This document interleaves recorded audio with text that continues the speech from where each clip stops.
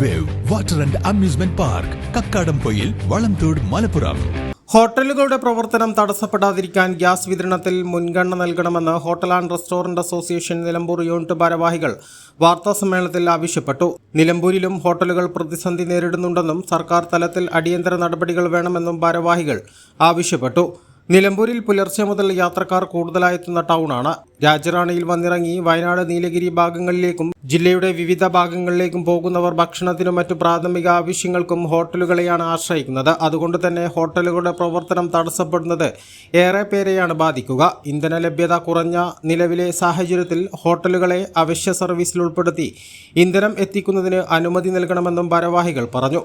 അനേകം കുടുംബങ്ങൾക്ക് സംരക്ഷണം ഒരുക്കുന്നതുമായ ഹോട്ടൽ മേഖലയെ സംരക്ഷിച്ച് നിർത്തേണ്ടത് കേന്ദ്ര സംസ്ഥാന സർക്കാരുകളുടെ ഉത്തരവാദിത്വമാണ്, കടമയാണ്. നമുക്കറിയാം, നമ്മുടെ മലപ്പുറം ജില്ലയിൽ കേരളത്തിലെ ഏറ്റവും കൂടുതൽ ഹോട്ടലുള്ള ഒരു ജില്ലയാണ്. അപ്പോൾ LPG സിലിണ്ടർ ലഭിക്കുന്നില്ലാത്ത കാരണത്താൽ, അല്ലെങ്കിൽ ഇന്ന് സർക്കാരുകൾ തീരുമാനമെടുത്തിരിക്കുന്നത് ഹോട്ടലുകൾക്ക് സിലിണ്ടർ കൊടുക്കേണ്ട എന്നുള്ളതാണ്. ആ നയം തിരുത്തണമെന്നാണ് ഹോട്ടൽ ആൻഡ് റെസ്റ്റോറൻറ്റ് അസോസിയേഷൻ ഭാരവാഹികൾ എന്ന നിലയിൽ ഞങ്ങൾക്ക് എടുത്തു പറയാനുള്ളത്. നമുക്കറിയാം, നിലമ്പൂർ ടൗൺ അടക്കം വരുന്ന ആയിരക്കണക്കിന് വരുന്ന ജനങ്ങൾക്ക് രാവിലെ ടൗണിലേക്ക് എത്തിയാൽ അവർക്ക് പ്രാഥമിക കർമ്മങ്ങൾ എല്ലാം നടത്തേണ്ടത് ഈ ഹോട്ടലാണ്.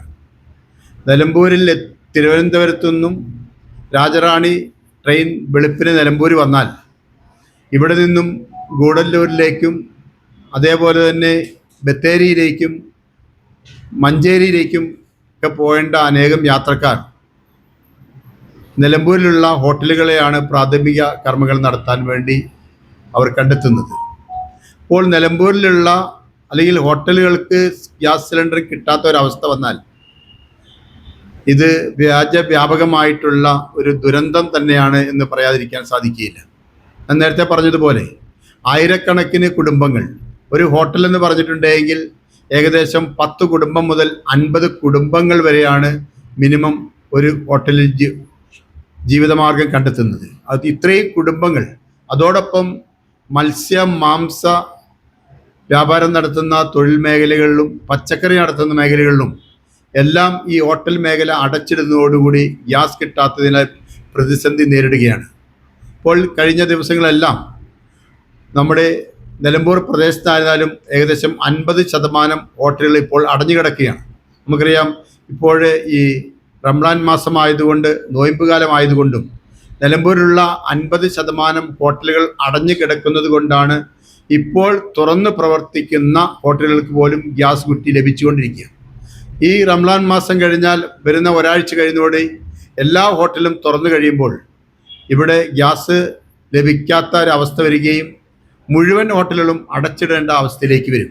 പ്രതിസന്ധി ഗാർഹിക മേഖലകളിലേക്ക് കൂടി വ്യാപിക്കുമെന്ന ആശങ്കയുമുണ്ടെന്ന് അസോസിയേഷൻ ഭാരവാഹികൾ പറഞ്ഞു. യൂണിറ്റ് പ്രസിഡന്റ് സ്കറിയാക്കിനാന്തോപ്പിൽ, ജില്ലാ vice president Anas, union secretary Shanavas, treasurer P Mohanan എന്നിവരും വാർത്താസമ്മേളനത്തിൽ പങ്കെടുത്തു. A+ vision, Nilambur.